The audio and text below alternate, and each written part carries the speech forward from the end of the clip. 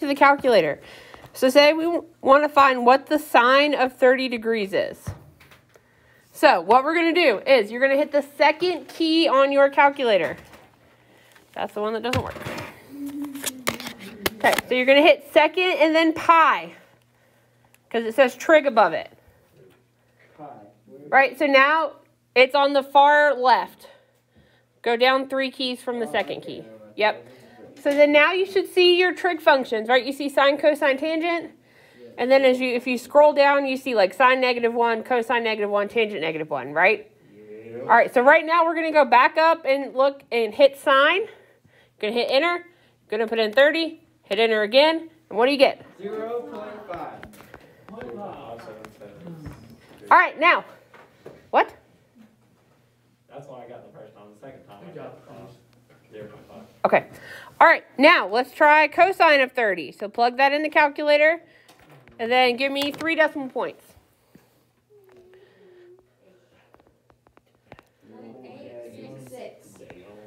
Okay. Now let's do tangent of 30.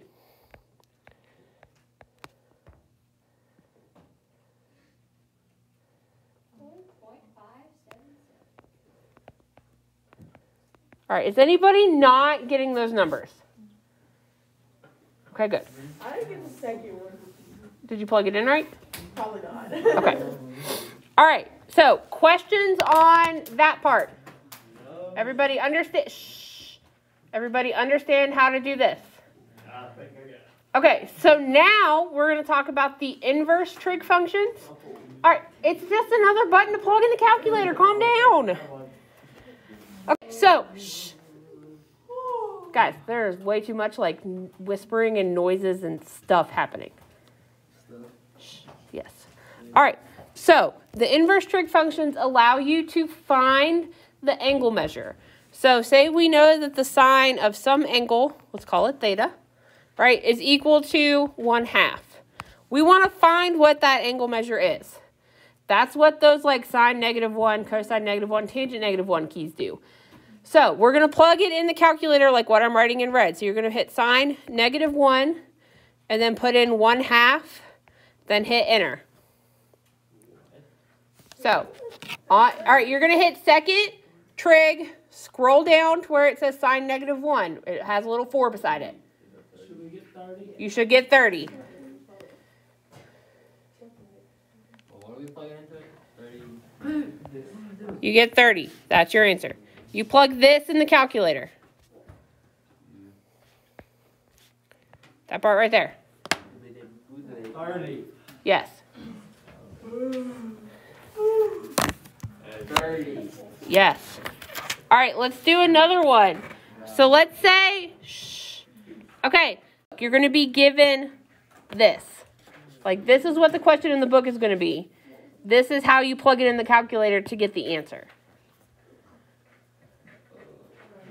So, all right, by doing this. Look, so you're going to hit second pi. I know how to get there. And then you plug this, like you're finding the inverse sine of 1/2 of whatever it's equal to. Okay, does that make sense? Okay, let's say we have an equation that looks like this. So cosine of angle A is equal to 2/3. How would we find A? What? Cosine -1. Yeah, cosine -1 of 2/3. So you're going to hit second pi. Go down to number 5, which is cosine -1. And then put in 2/3. Then you get 48.189.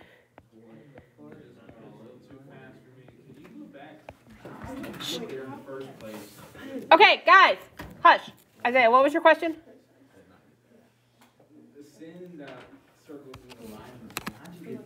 That was that's going to be what's given to you in the book. Like, so you're going to be given something like this.